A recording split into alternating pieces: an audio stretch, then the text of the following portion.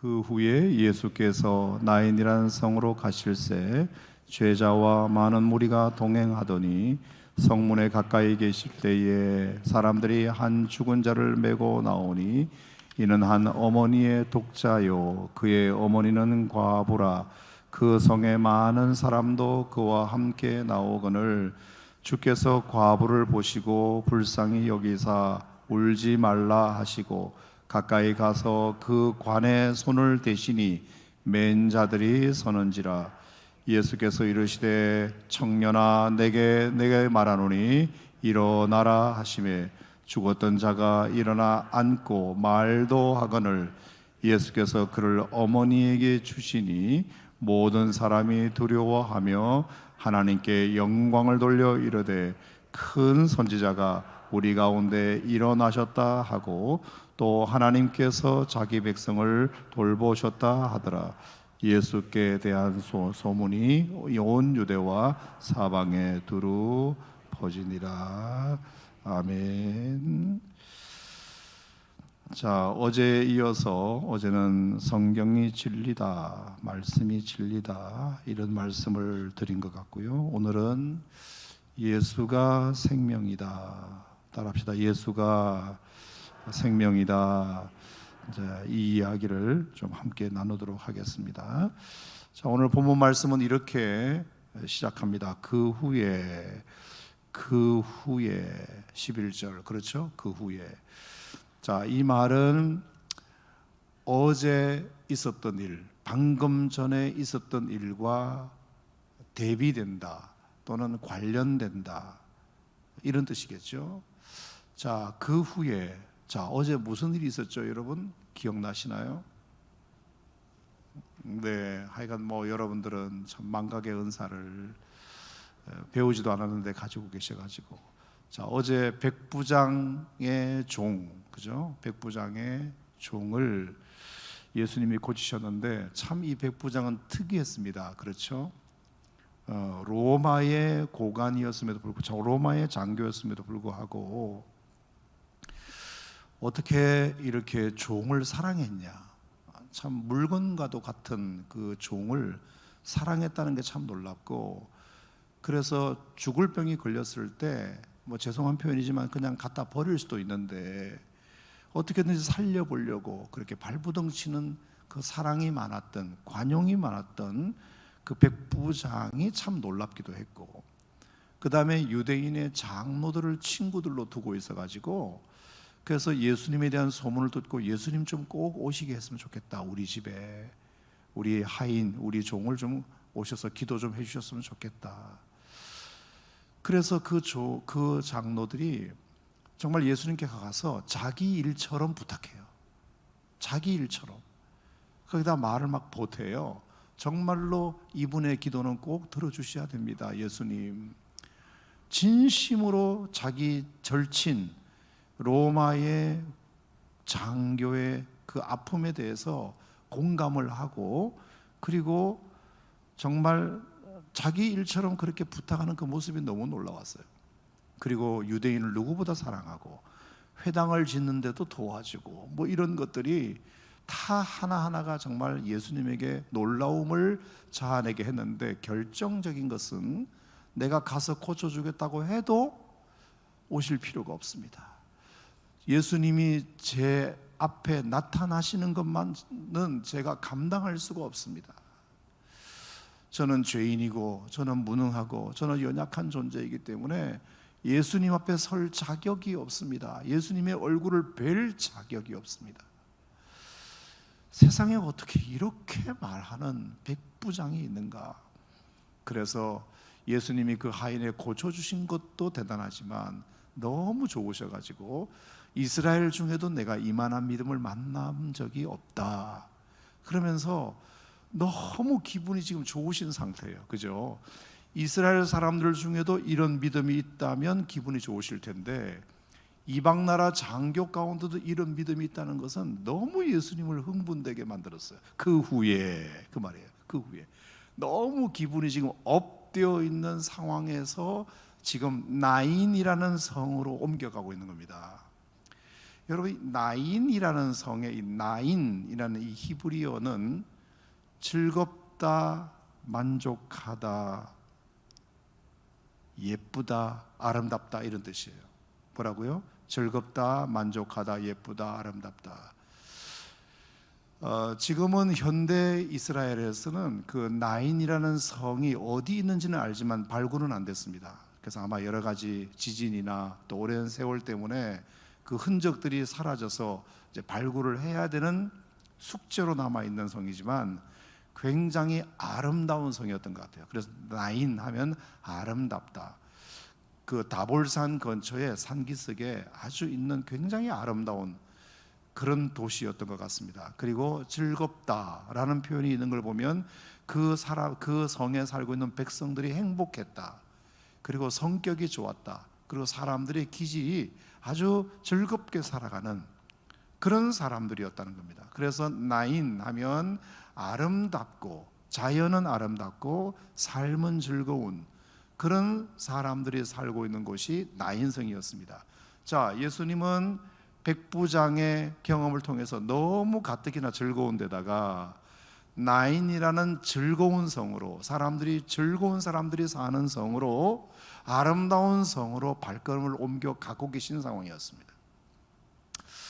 아마 예수님께서 백부장을 고치신 그 장소와 하룻길 정도, 그래서 아마 이제 거의 늦은 오후 정도에 나인성에 도착하지 않았을까 생각합니다. 자, 그런데 아무리 우리가 아름다운 곳에 살아도, 성격이 아무리 사람들이 즐겁게 사는 동네여도 피할 수 없는 슬픔 하나가 있습니다. 인간들에게는. 그게 뭘까요? 죽음이라는 거죠. 아무리 선진국이어도, 아무리 아름다운 도시에 살아도 정말로 먹을 것 입을 것 부족함 없이 만족하며 살아도, 게다가 성격이 좋아도 피할 수 없는 슬픔은 있습니다.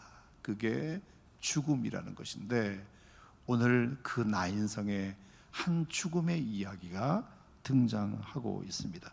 자, 여기 보면 2절에 성문에 가까이 이르실 때에 사람들이 한 죽은 자를 메고 나왔다, 이렇게 되어 있습니다. 자, 그런데 여기 보면 참 읽기도 뭐한 구절이 하나 있는데요. 이는 한 어머니의 독자요, 그의 어머니는 과부다. 어떤 느낌이 드세요? 자, 여기에 두 죽음이 나와요. 두 죽음이 나옵니다. 한 여인이 두 죽음을 다 경험한 사건입니다. 여러분, 제 생각에는 이 여인도 한때는 꿈 많은 처녀였으리라 생각합니다. 남들처럼 아름다운 가정을 꾸리고 든든한 남편 만나서 이쁜 자식 낳아서 행복하게 현모양처로 사는 것이 꿈이었던 여인이었습니다. 정말 그 기도 덕분인지 성실한 청년 남편을 만났습니다.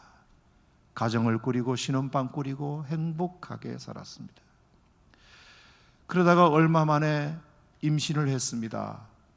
그리고 아이를 낳았는데 떡두꺼비 같은 정말 이쁘게 생긴, 잘생긴 아들을 낳았습니다. 든든한 성실한 남편의 잘생긴 아들의 정말 두 가지를 다 얻은 이 여인은 얼마나 행복했는지 모릅니다. 열심히 평범하게 욕심 부리지 않고 재미나게 오손도손 살았습니다. 나인이라는 그 아름다운 성에서 다들 사람들이 좋고 즐겁게 행복하게 사는 그곳에서 자기도 똑같이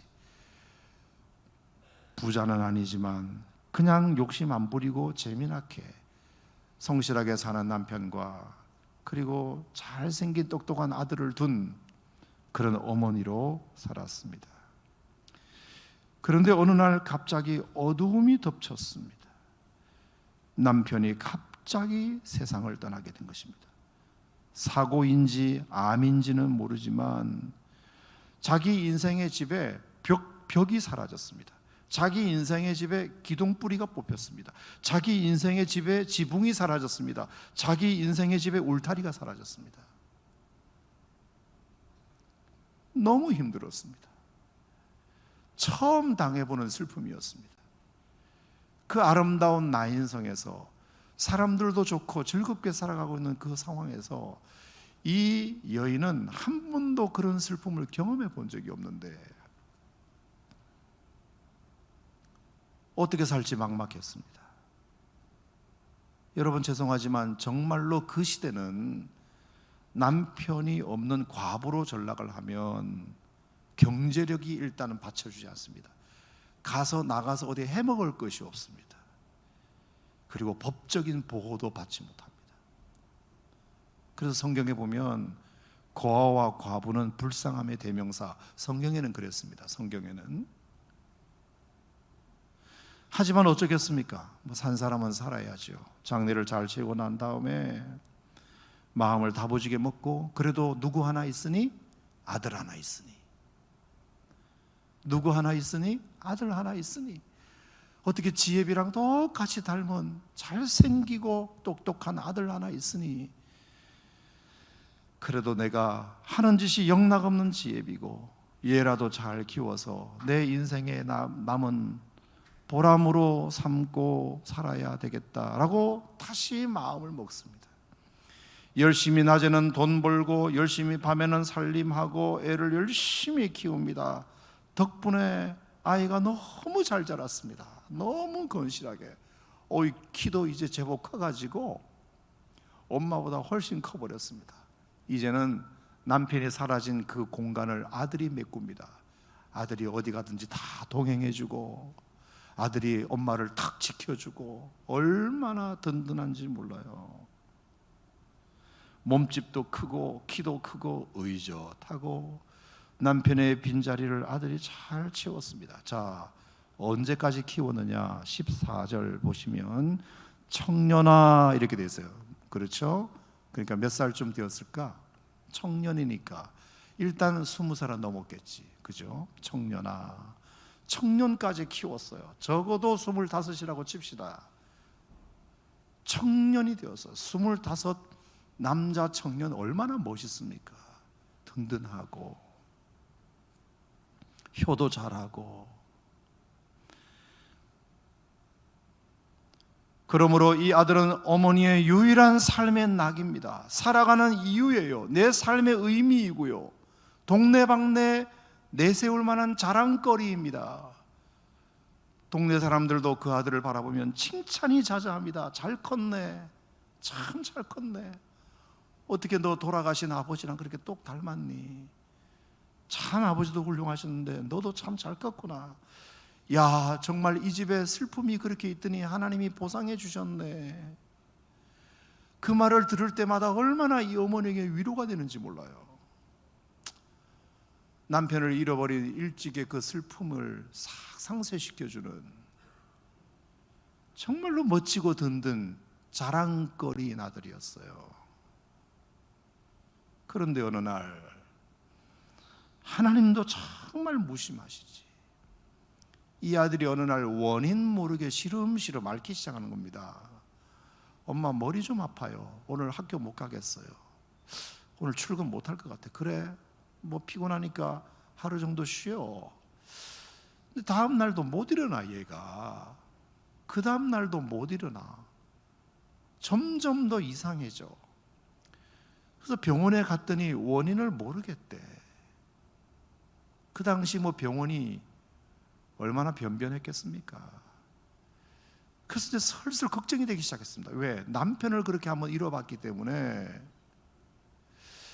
그 수십 년 전 생각이 확 오면서 어쨌든 내가 이 아들은 살려야 된다 마음을 먹고, 지금까지 낮에 정말 막노동하면서 벌었던 그 돈을 내가 다 써도 좋으니 어떻게든지 이 아들을 살려봐야 되겠다고 마음을 먹고 유명한 의원, 의사 다 찾아다닙니다.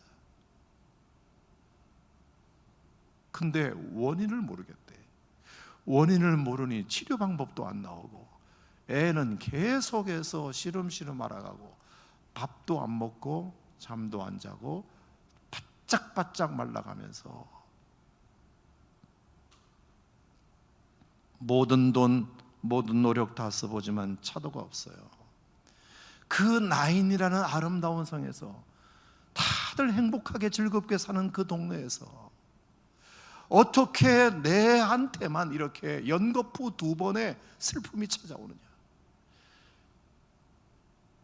여러분, 슬픔은 꼭 이렇게 겹치기로 오더라고요. 겹치기로. 꼭 엎친 데 덮친 격으로 와요. 왜 나한테만? 하나님, 나한테 왜 이러세요? 왜 나한테만 이런 고통을 주세요? 하늘이 무너졌어요. 결국은 이 아들이 숨을 거둡니다. 아들이 숨을 거둬요. 하늘이 무너지고 창자가 끊어지고 온몸에 힘이 빠지고 아줌마가 넋이 나가요. 그냥 정신을 잃은 여자 같아요.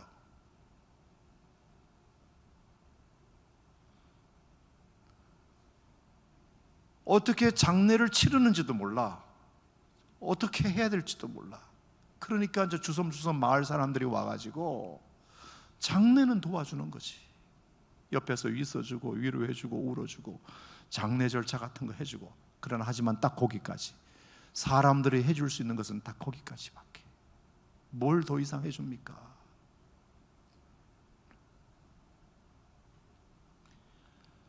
그래서 동네 사람들은 전부 다 내 일처럼 생각하고, 왜 그 집안 사정을 아니까.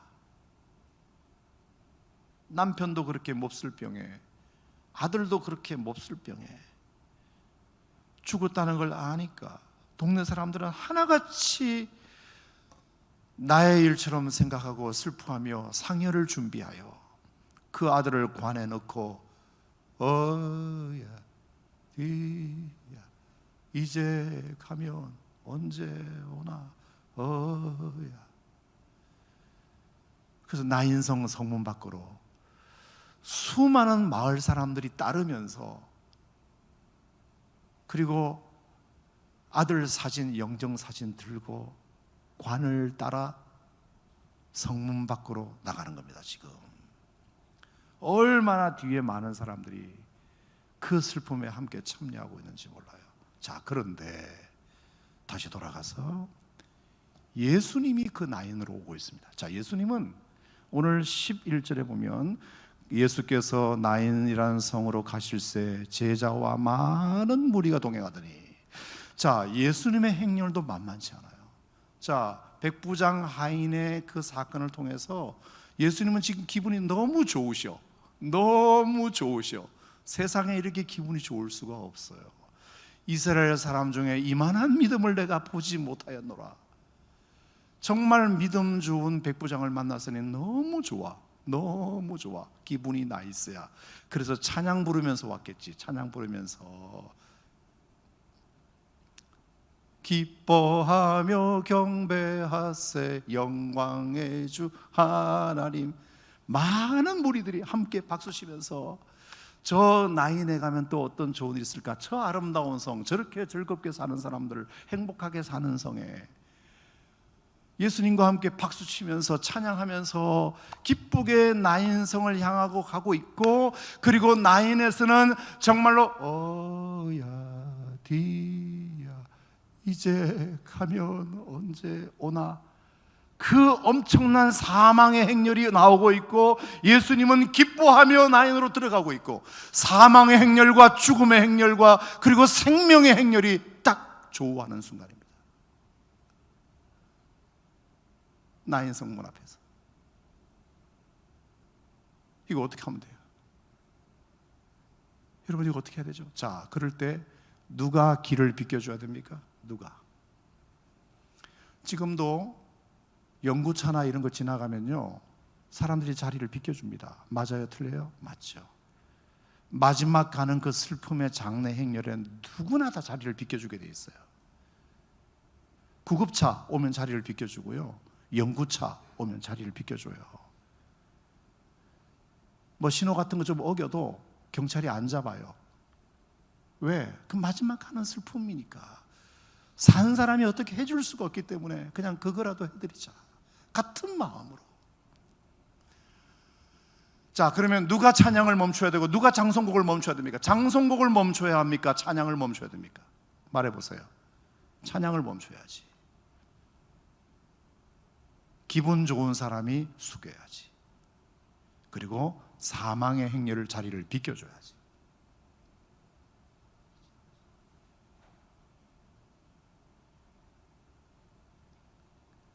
아무리 예수님이어도, 아무리 기분이 좋아도 사망의 행렬 앞에서는 노래를 중단해야지.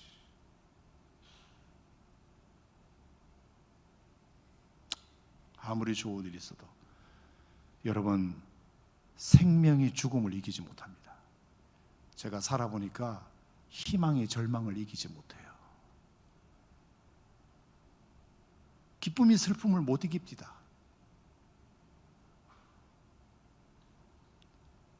슬픔의 깊이가 더 커요. 절망의 크기가 더 커요. 사망은 생명보다 강하게 되어 있어요. 죽음 앞에서는 누구도 장사가 없어요. 슬픔이 커요, 기쁨보다. 절망이 커요, 희망보다. 그 상황에서 예수님은 어떻게 해야 될까? 하필이면 이런 상황에 딱 직면했을 때 거기에 놀라운 장면이 일어납니다. 놀라운 장면이. 예수님이 그 장래 행렬을 비껴서지 않으시고 어떻게 하시느냐면은 그 관에다가 손을 딱 대십니다. 자, 어디 본문에 있느냐면 14절, 가까이 가서 그 관에 손을 대시니. 자, 그래서 맨 자들이 서는지라 그랬습니다. 자, 손을 댔다. 아무 말 하지 않으시고 손을 딱 댔다는 말은 이게 무슨 뜻인가요? 속으로는 뭐라는 뜻인가요? 멈추시오, 이 뜻입니다. 멈추시오. 생명은 사망을 이기지 못합니다. 슬픔은 슬픔을 이기지 못해요. 희망은 절망을 이기지 못합니다. 영구차 지나가면 모든 사람이 비켜주는 것이 예의입니다. 근데 예수님이 감히 관을 딱 대십니다. 손을. 여러분, 이것은 멈추시오. 그리고 어머니에게 울지 말라 그럽니다. 울지 말라. 여러분, 울지 말라는 말은 이게 울 일이 아니라는 뜻이 아니고요, 너의 울음을 내가 걷어주겠다는 뜻입니다. 할렐루야. 걷어주겠다는 뜻입니다. 그러면서 예수님은 그 관을 향하여 이렇게 말씀하십니다. 청년아, 내가 내게 말하노니 일어나라.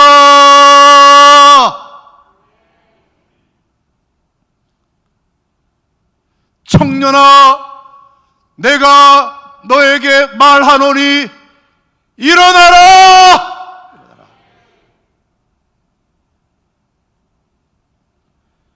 청년아, 내가 너에게 말하노니 죽음에서 일어나라. 절망에서 일어나라. 방황의 늪에서 일어나라. 유혹의 늪에서 일어나라. 좌절의 늪에서 일어나라. 무기력의 늪에서 일어나라. 청년아, 내가 너에게 말하노니 일어나라.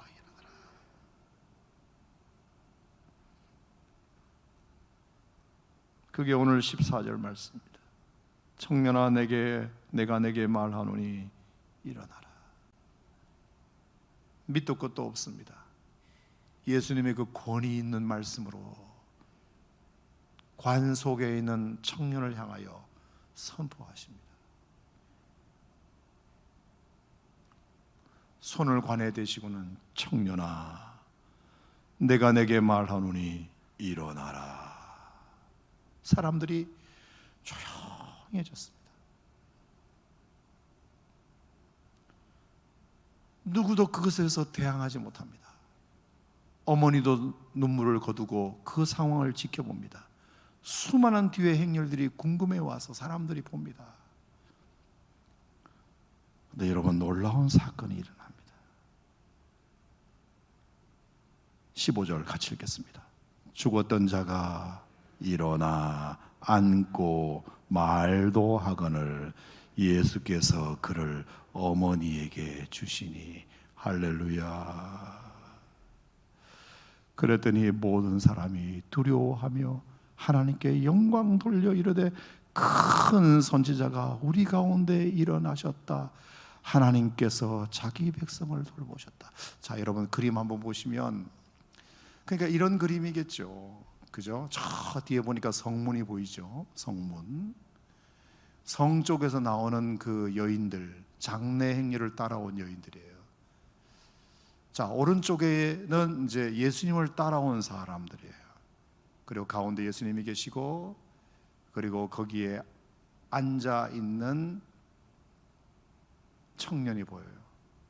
그리고 무릎을 꿇고 예수님의 그 옷자락을 붙들고 무릎을 꿇고 있는 여인이 이 어머니예요. 뭐라고 말할까요?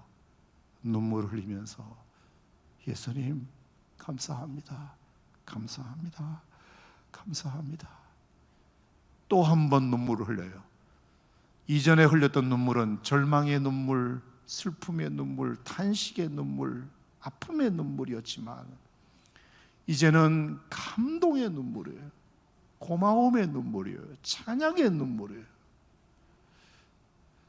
나의 이 오랜 슬픔, 이 고통과 좌절과 아픔을 당신이 하감해 주셔서 감사드립니다. 얼마나 그 여인이 예수님의 옷자락을 붙들고 감사하다고, 감사하다고.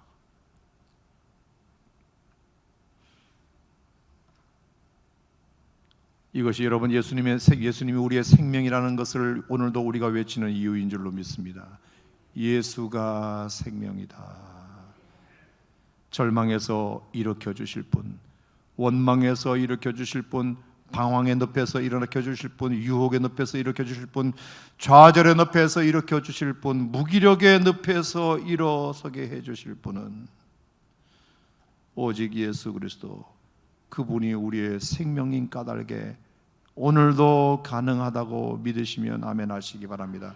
내가 내게 말하노니 청년아 일어나라. 우리 다 같이 그냥 여러분의 이름을 한번 부르면서 이렇게 한번 외쳐볼까요? 종훈아 내가 내게 말하노니 일어나라. 아무개야 내가 내게 말하노니 일어나라. 자, 우리 가슴에 손을 얹고 여러분 스스로에게 하나님이 오늘 이 시간 말씀하신다 생각하시고 좌절과 원망과 무기력과 유혹과 방황과 절망과 원망의 늪에 빠져있는 여러분들에게 오늘 이 새벽에 여러분을 향하여 선포하신다 생각하시고 여러분의 이름을 부르며 이렇게 말합니다. 누구야 내가 내게 말하노니 일어나라. 시작. 한 번 더 시작. 한 번 더 시작. 아멘. 아멘. 오늘 이 새벽에 주님께서 여러분을 다시 일으켜 주시고 소생시켜 주시는 은혜가 있기를 축복합니다. 그래서 하나님께 영광 돌릴 일들이 많아지시기 바라고, 하나님이 정말 나를 돌보셨구나.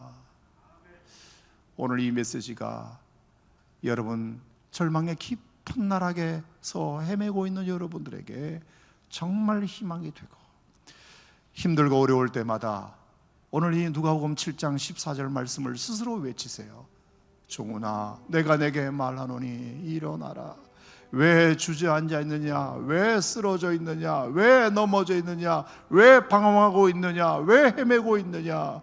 내가 내게 말하노니 일어나라.